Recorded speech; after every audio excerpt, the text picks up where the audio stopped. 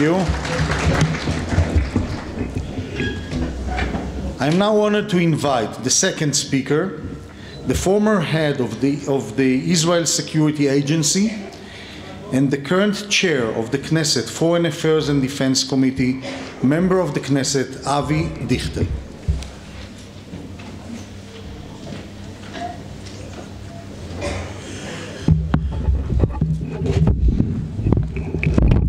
Well, thank you all for coming, dear ambassadors.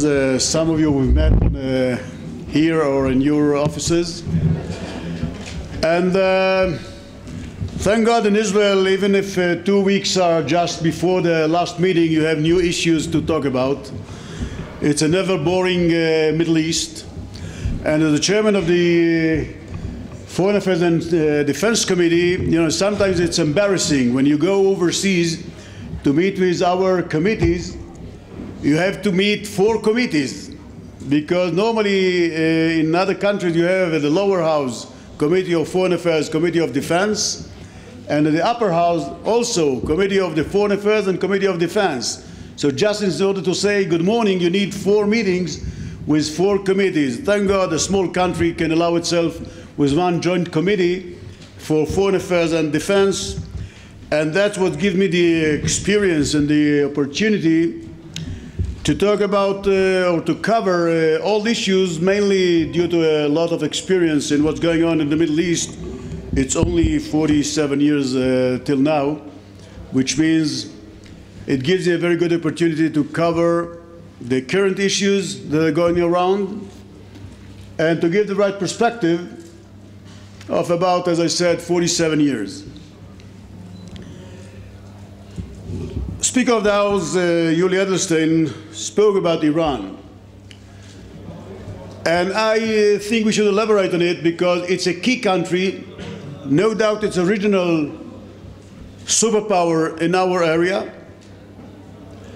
that over the last 2, maybe 3 decades is leading an offensive and a strategy that meets a vision that I'm going to talk in a minute about. But Iran is not just a threat for the state of Israel. Without meaning it, Iran created an opportunity to the state of Israel. We in normal countries, we say, the enemy of my enemy is my friend. It doesn't work in the Middle East.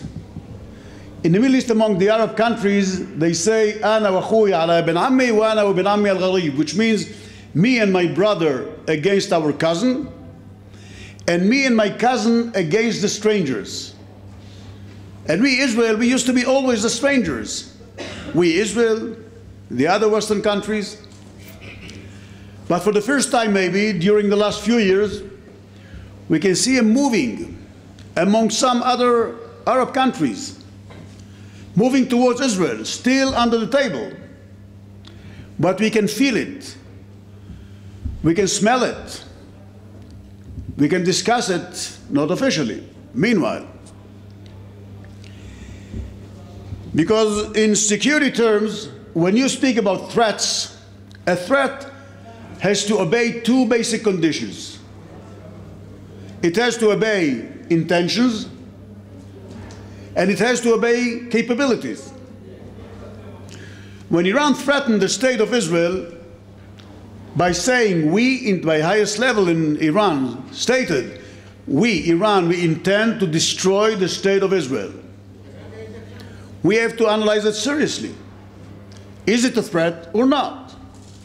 Intention already was announced, stated officially. Capabilities. Iran has no way to destroy the state of Israel with conventional weapon. But there is no debate amongst the intelligence services worldwide, North America, Europe, Israel, including Arab countries around us, and Asia. There was no debate about the fact that Iran was on the track to build nuclear weapon. The deal put it off for 10, 12 years, which is nothing in terms of the Middle East. And under such circumstances, we have to take it seriously. But there's another path to learn about Iran's role against the state of Israel. We are maybe the only country that is attacked by Iran indirectly by 4 proxies. We have Hamas and the Palestinian Islamic Jihad, PIJ, attacking from the Gaza Strip with Iranian weapon, Grad rockets and other weapons. We have Hezbollah in Lebanon and Syria today, who launched toward Israel thousands of rockets and missiles, and still building its military power in order to launch and to attack in the future, according to their statements. There's the 4th proxy built these days in Syria by Iran, the Shiite militia, with a threat not just to the state of Israel, but it's getting built in Syria, trying to bring it closer and closer to the front of the Golan Heights. And there is the 5th proxy, which meanwhile is not creating a direct threat to the state of Israel. It sits in Yemen, I mean the Houthis. And if you analyze it according to the Iranian strategy, for years they are building the 2 corridors. The northern one, Iran, Iraq, Syria, Lebanon, and the southern one, Iran, Yemen, and probably in the future Oman will take place. It's easy Yemen because Yemen is more than 30% Shiites, and the Houthis today are occupying the west side of Yemen, the entrance to the Red Sea, which is a threat to the state of Israel, but is a threat also to Saudi Arabia and to Egypt, to the Suez Canal. Saudi Arabia can tell you better than me how, almost on a weekly basis, long-range missiles are being launched towards Saudi Arabia. Long-range missiles, I mean 700-800 kilometers. Some of them are being brought down by the anti-system rockets of Saudi, mainly the Patriot missiles.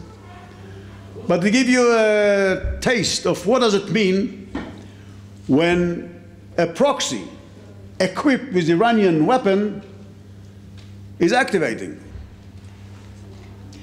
And the inevitable question is, what's the hell Iran has to do with the state of Israel? We have no common border. We have 2 countries buffer between us and Iran, either Syria and Iraq or Jordan and Iraq. We never waged a war against Iran. In contrary, I myself, I remember 44 years ago, I landed in Tehran several times as an air marshal in Israeli flights. And the question is, so why Iran is so eager to define itself as an enemy state to the state of Israel?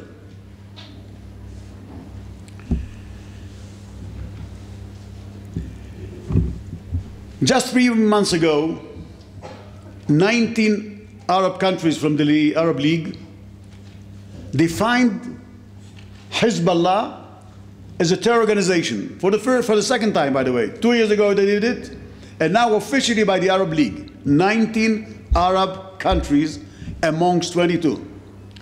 The 3 who didn't do it were Lebanon, Syria, and Iraq. 3 countries are dominated by Iran. Probably Yemen will be the 4th one that over the years, if they succeed, if they are not going to be blocked, Yemen is the next target. Syria was a soft point for Iran, for the Iranian strategy in building the northern corridor, because they have a majority of Shiites in Iran, they have a majority of Shiites in Iraq, they have the strongest faction in Lebanon, Hezbollah, as a Shiite faction, And the soft point was Syria. Less than 2% Shiites in Syria. That's why they are so interested in strengthening themselves in Syria. That's why they came to Syria to fight with Bashar al-Assad. When they failed to help Bashar al-Assad by sending the Iranian Revolutionary Guard Corps, they grabbed Hezbollah from Lebanon, a proxy that lost in Lebanon till today 2,000 terrorists.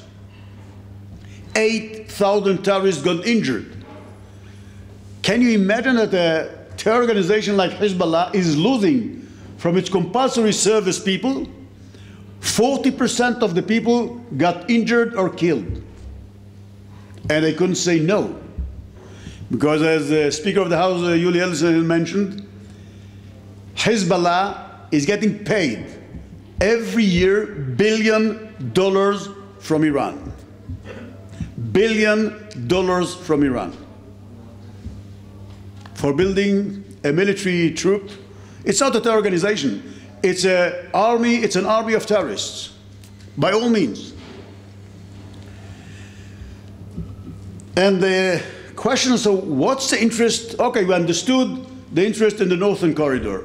Iran wants a gate to the Mediterranean. And they want a path along the land from Iran via Iraq, Syria.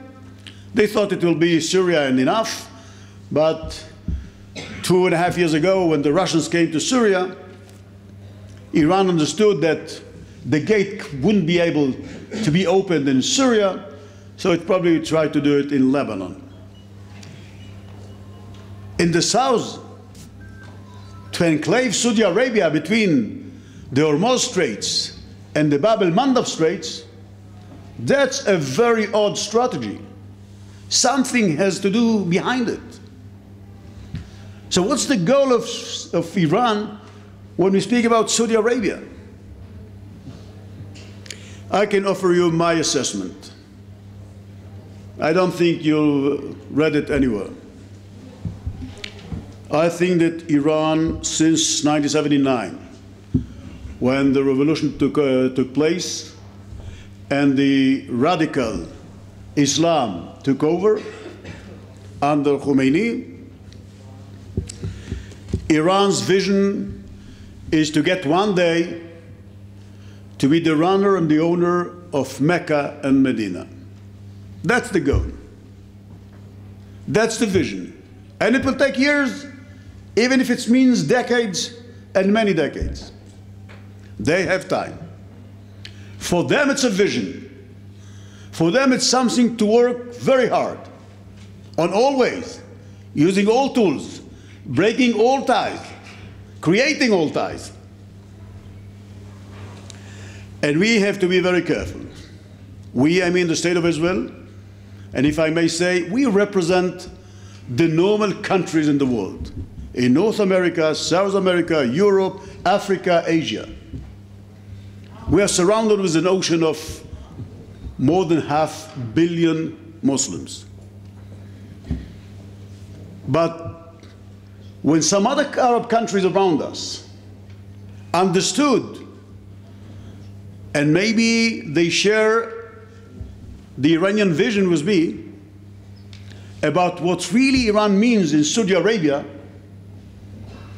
that's maybe the reason why Saudi Arabia is getting changed, Gulf countries are getting changed, and even Egypt has different thoughts. We are maybe a small country. I know we are less than 9 million people. I hope that by our coming Independence Day, we shall cross or we shall reach the 9 million people. And we joke about Israelis. We have 8.5 million prime ministers, 8.5 million chief of staff. Every Israeli has big mind about and big thoughts about what should be done in Israel. But we have only one who is responsible. We have one prime minister who is responsible. We have one minister of defense, and we have one minister of any other ministry, and one chief of staff. And we are not going to allow anyone to create a threat towards Israel that we shall have to be in a situation that we will be threatened, an existential threat.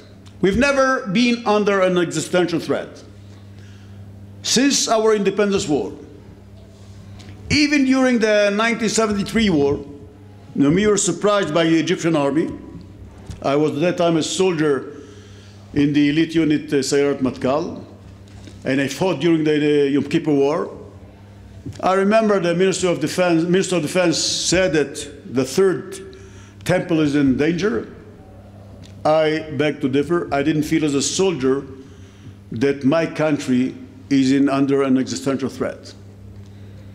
But once someone is building, someone or any country is trying to build the second condition in making the threat effective, post the intentions to build capabilities, nuclear capabilities, that's not going to happen whatsoever.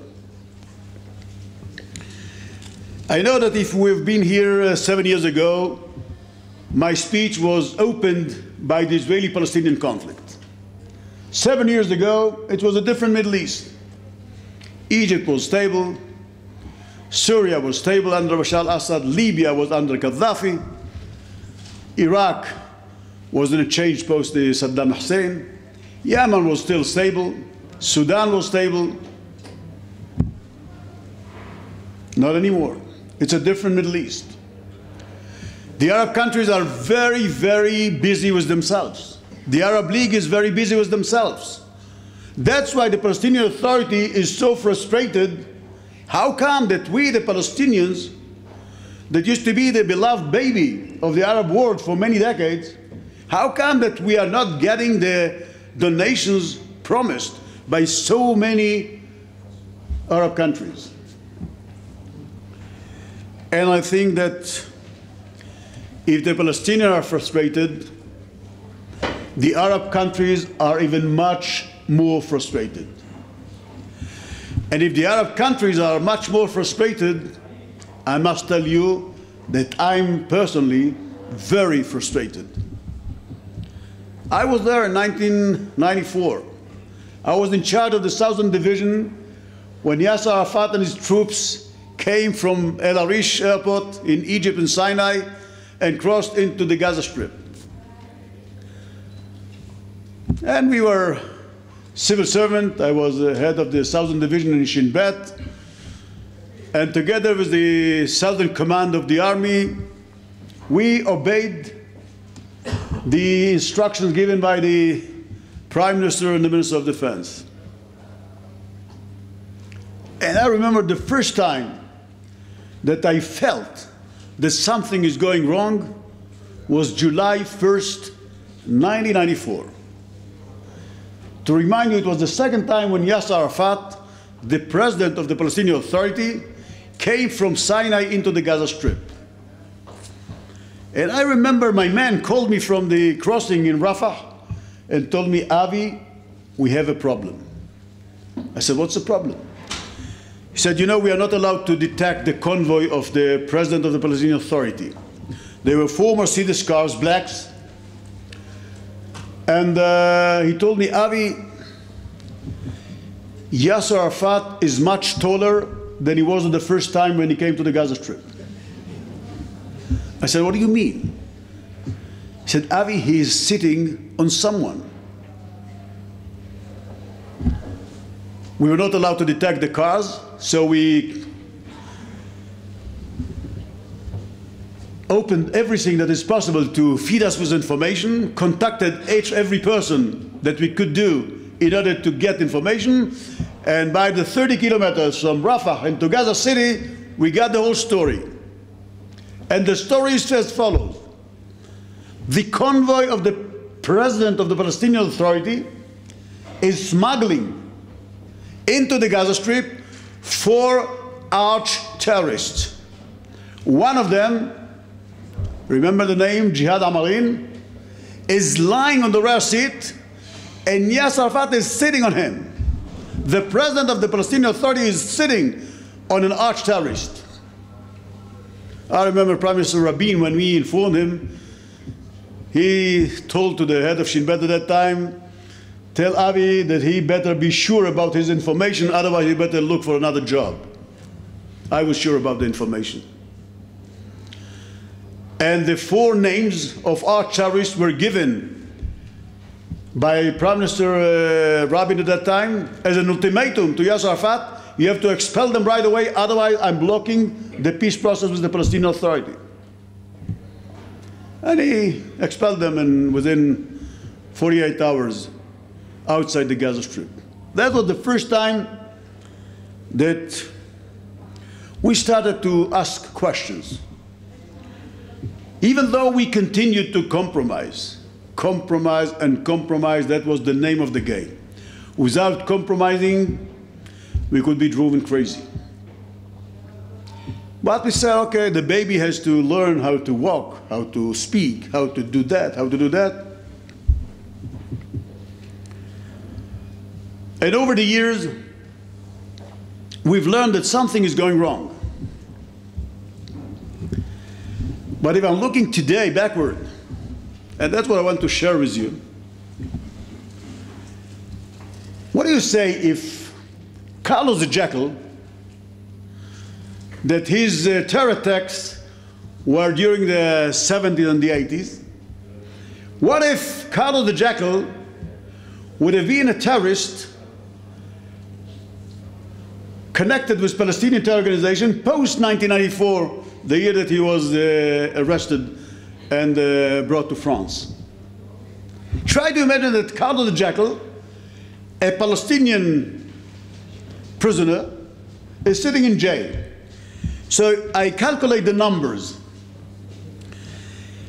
If you are sentenced to more than 30 years in jail as a Palestinian terrorist, according to the Palestinian law, to the Palestinian Authority law, you get 12,000 Israeli money per month salary.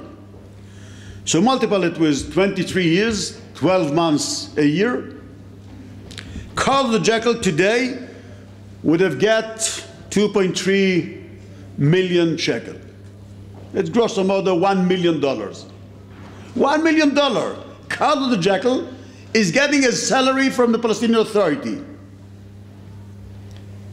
But that's if he was arrested or carried out his terror attacks later. Let's take a real example. Abdallah Baghouti, an arch-terrorist who built the bombs for all suicide bombers of Hamas in the West Bank, Hamas and Fatah. We failed to kill him. It's my fault. And we arrested him right after the defensive field operation was opened. He was brought to justice in Israel, and he was sentenced 67 life imprisonment due to 67 Israelis who got killed by his bombs. So I calculated it. Within 15 years,